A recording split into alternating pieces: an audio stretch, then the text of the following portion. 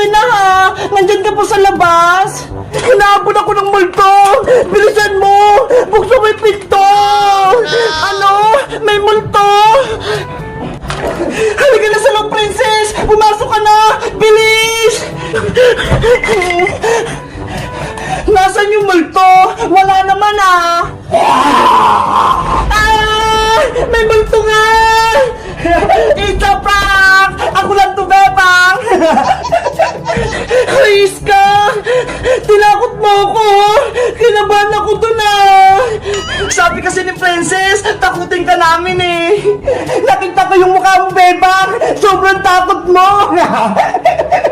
Kayo talaga! Pinagtitripan niyo ako! Bebang, nandito kami kasi sabi ni Princess, maglalaro daw tayo! Ano namang lalaroin natin? Gabing-gabi na ha! Alam mo ba yung larong Charlie, Bebang? Hindi pa! Ano ba yun? Tawagin natin si Multong Charlie. Tignan natin kung lalabas siya. Multo? Ayoko niyan! Hindi naman totoo yun eh! Naku, takot ka lang, Bebang. Kaya ayaw mo. Hindi ah! Matapang kaya ako. Hindi ako natatakot sa multo. Eh di sumali ka sa amin sa laro namin Charlie para mapatunayan mong hindi ka takot. Sige na nga! Sasali na nga ako sa Charlie na yan! Yay! Maglalaro kami ng nakakatakot! Halika kayo sa mesa! Dito tayo maglalaro!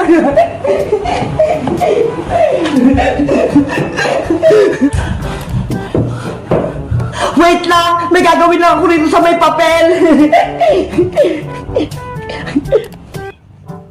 Yahoo!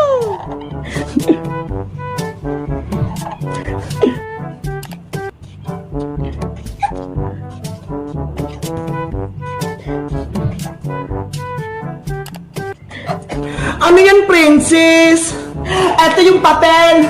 Nakasulat dito, yes, no, no, yes. Dito natin malalaman kung lalabas ba talaga si Charlie. Yari, baka lalabas si Charlie. Ano, game na ba kayo? Maglaro na tayo. Game na! Handa na ako! Ikaw, Bebang! Oo, handa na ako! Kanina pa kaya! Ipapatong ko lang itong dalawang lapis sa may papel!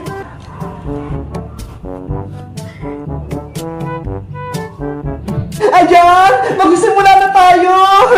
Sabay-sabay tayo ah! Game! Charlie, nandyan ka ba? Charlie, nandyan ka ba? Charlie, nandyan ka ba? Ano ba yan? Hindi naman gumalaw yung lapis! Sabi ko na nga ba, hindi totoo yung Charlie na yan eh! Gawa-gawa lang! Siguro may mali tayo. Alam ko na, gusto ni Charlie ng English para maintindihan niya tayo. Ayun nga no, ang galing mo talaga, Iska. Sige, ulitin natin, mag-English tayo. Ano ba yan? Uulit pa? Game na, ako na yung mauna. Charlie, are you here? Charlie, are you here? Charlie, are you here? Ah! Yung lapis! Oh my God! Pumunta sa yes! Si Charlie! Nandito! Tumakbo na tayo! Magtago tayo! Bilis! Iska! Pumasok ka na rito! Ah! Yung lapis! Gumagalaw! Naku! Si Princess! Naula ni Charlie! Nanay!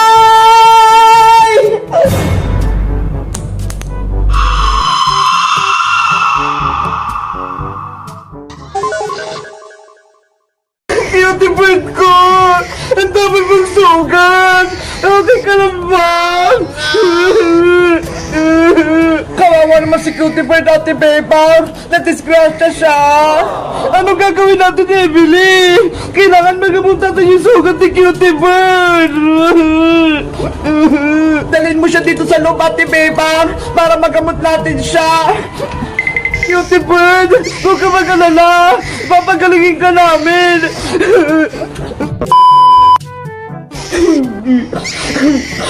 Ang dami ng sugat, Emily! Natatakot ako! Ang lakas kasi ng gulong niya sa stroller! Kaya maraming sugat si Baby Big Bird! Emily! Paano natin papagalingin yung sugat ni Cutie Bird? Hindi naman tayo marunong maggamot! Ako din, Ate Pepa! Hindi ako marunong! Alam ko na! Tawagan natin si Dr. Iska! Siya gagamot kay Cutie Bird! Sige, tatawagan ko si Dr. Iska sa telepono. Wait ka lang dyan, Ate Pepa, nga.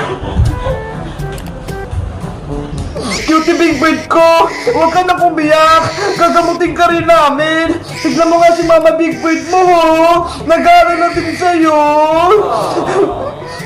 Bebang! Bebang! Kamusta na si Baby Big Bird? Pumunta ka pa talaga dito, Princess! Ikaw nga may kasalanan kung bakit na-disgrasya si Baby Big Bird ko! Tignan mo siya, oh! Ang dami niya sugat! Sorry, Bebang! Hindi ko naman sinasadya, eh! Ano hindi? Diba? Sabi ko sa'yo, magdaan-daan ka lang sa pagtulak ng stroller, pero tumakbo ka pa! Natapilok nga ako, eh! Tignan mo, oh! May sugat mga yung tuhod ko! Kapag meron masamang nangyari kay Cutie Bird, Princess, hindi na kita pati! Mas pipili mo pa si Baby Big Bird kaysa sa akin! Diba? Matagal na tayong magkaibigan, Bebang! Oo! Matagal na tayong magkaibigan, Princess! Pero, lagi mo akong pinapahamak! Lagi kang pasaway! Lagi ka nangaaway! Bebang! Sorry na! Hindi ko naman sinasadya, eh! Kapag magaling na si Cutie Bird, Princess, tsaka na kita pati! Umalis ka na dito! Hindi kita kailangan! Hindi na ako pati ni Bebang!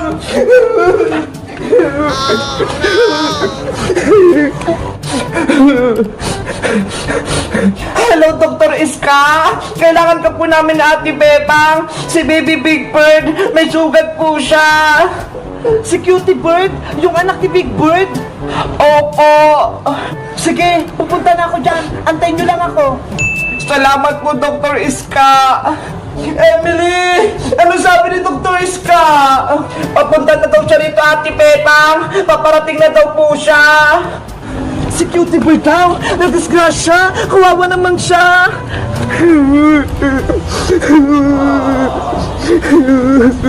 Princess! Bakit ka umiiyak? Umuulan pa! Nandito ka pa sa labas! Iska! Hindi na ako kaibigan ni Bebang!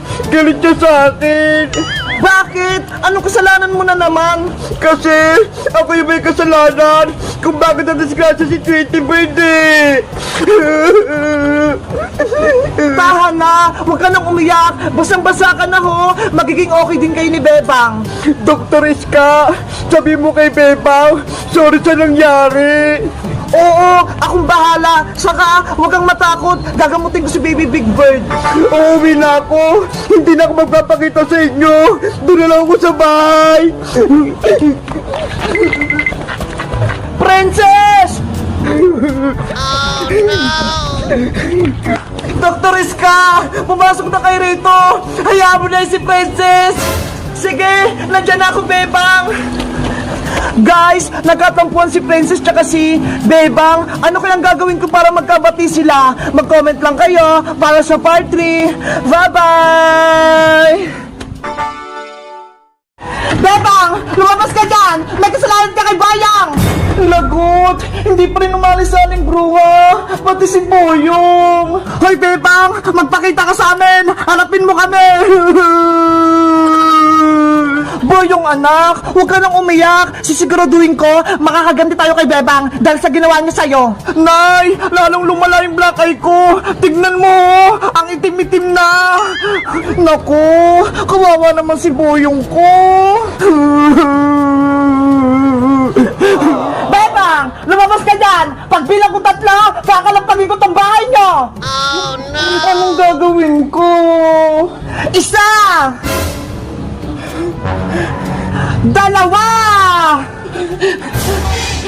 Aling bruha! Tama na po!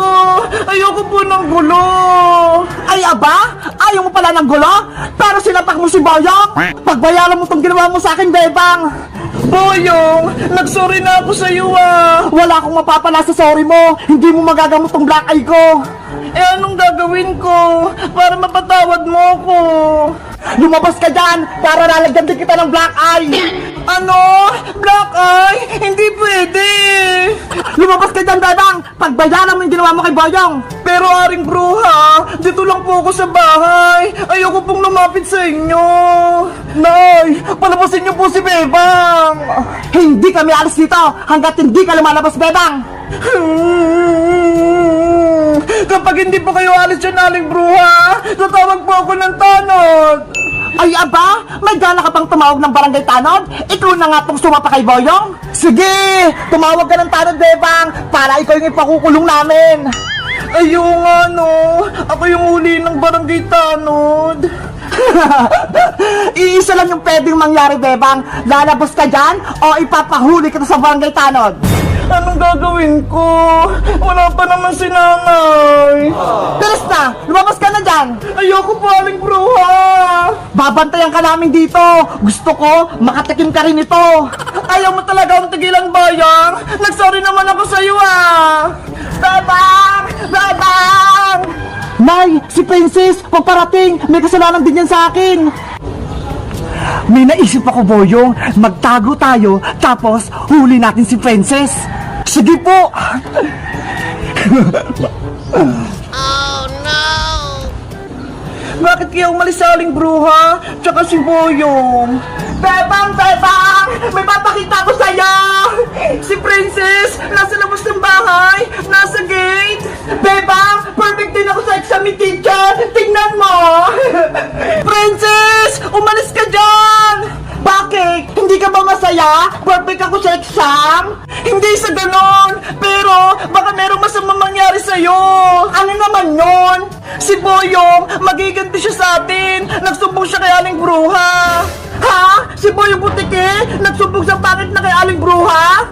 Ay aba! Inasar pa ako nitong bungenge na to? Nay, ngayon na po! Huli niyo na po si Princess! Lagot ka ngayon! Princess! Sa likod mo!